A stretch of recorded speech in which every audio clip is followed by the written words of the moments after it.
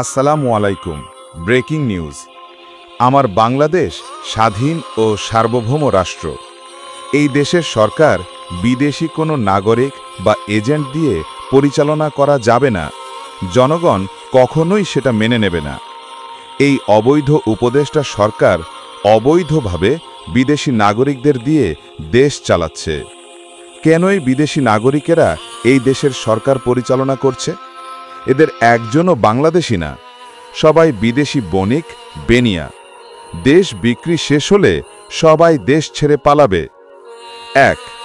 প্রধান উপদেষ্টা ডক্টর ইউনুস একজন মার্কিন নাগরিক। তিনি জার্মানি, ইতালি ও ফ্রান্সেরও নাগরিক। ২. পরিবেশ উপদেষ্টা সৈয়দা রিজওয়ানা হাসান, ব্রিটিশ নাগরিক। ৩.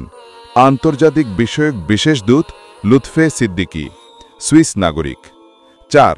জাতীয় নিরাপত্তা উপদেষ্টা খলিলুর রহমান, মার্কিন নাগরিক। ৫. অর্থ মন্ত্রণালয়ের বিশেষ সহকারী আনিজুজ্জামান চৌধুরী, অস্ট্রেলীয় নাগরিক। ৬. পররাষ্ট্র মন্ত্রণালয়ের বিশেষ সহকারী সুফিউর রহমান, সুইস নাগরিক। ৭.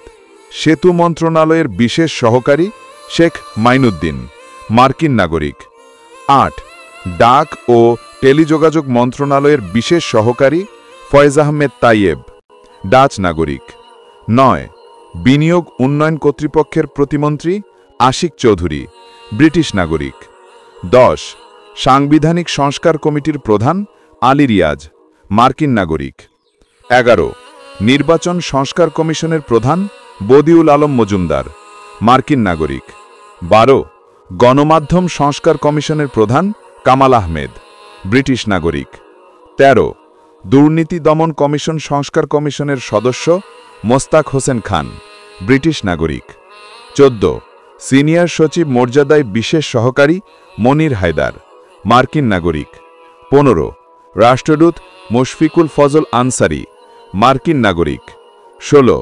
প্রধান উপদেষ্টার ব্যক্তিগত সচিব সাজিব এম খায়রুল ইসলাম, মার্কিন নাগরিক। এরা কেউ বাংলাদেশের মাটির মানুষ নয়।